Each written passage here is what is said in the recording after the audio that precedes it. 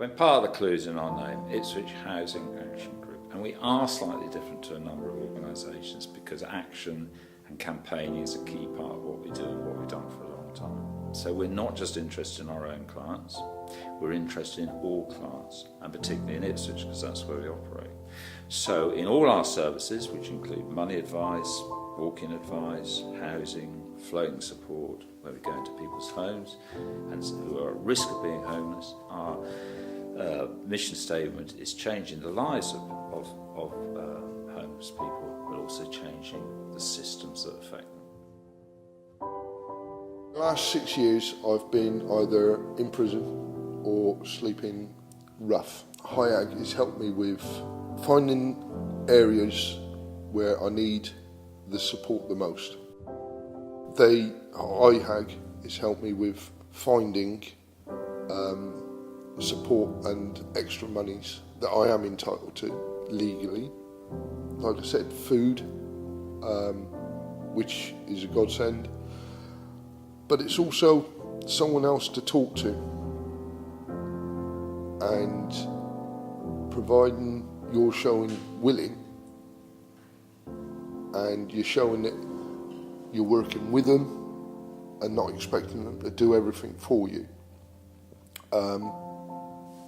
Within 16 weeks, I've gone from living in a tent to living at Cavendish Lodge to got my own place. I should be moving in within the next month.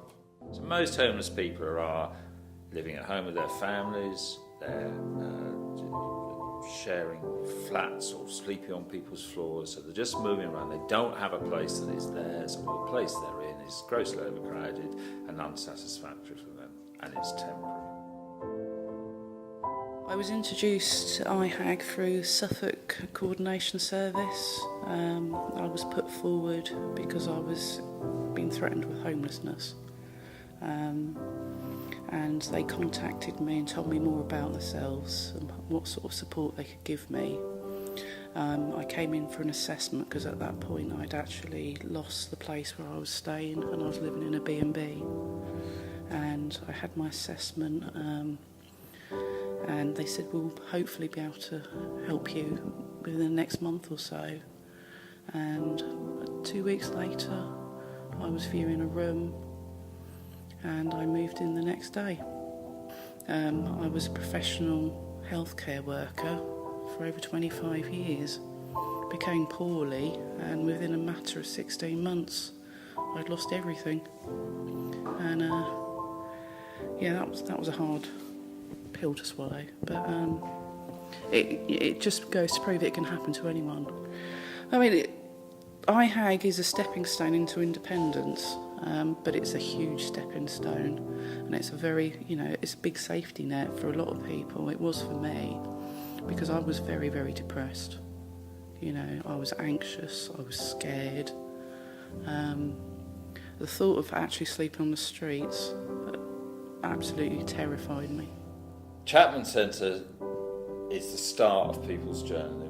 A group of people we call marginalised and vulnerable adults. They don't have to be homeless by and large. They're either homeless or at risk of homeless, because that's what happens when you're marginalised. That's the most difficult thing to sustain, is where you live. So you've got that range of people, right up to people just, who don't know where to go, who just need some advice and support. And that's what we try to give. So we start them on our journey. So a lot of our advice is signposting, and that sounds sort of pretty lightweight, but actually signposting is really important. And it's not signposting, oh, you've got mental health, go there. It's actually sitting down with someone, trying to understand what their issues are, what they're most important, what order they ought to deal with their issues as well. That's really important, because people come with a multitude of problems and you can't deal with them all at once. I was made homeless last year, before Christmas. I went into a hostel type place down at Cavendish Lodge. I was passed on from there to Chapman Centre about finding somewhere to stay. They put me in touch with Ihag, and within a couple of weeks I was actually in one of their rooms. Since then they've helped me with getting back on my feet for work. I've now got my CSCS card. It's not just about being on the street, friends and family do put people up, but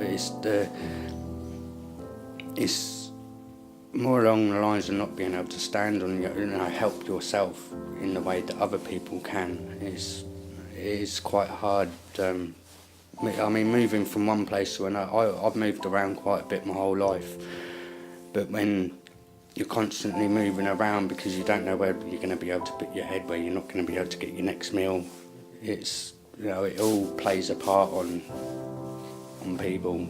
It's the biggest struggle. And I mean, for me now, I've been with Ihag nearly 11 months, and I'm very close to being back up on my pedestal, and I can't wait, to be honest. We do give people things, but if giving those things, we expect something in return, and we're trying to help them give something back. And as I said before, although people do just want to take, the process of continually taking is very debilitating for people. It's very undermining for their self-confidence and their self-worth, because subconsciously they're just on the receiving end of everything.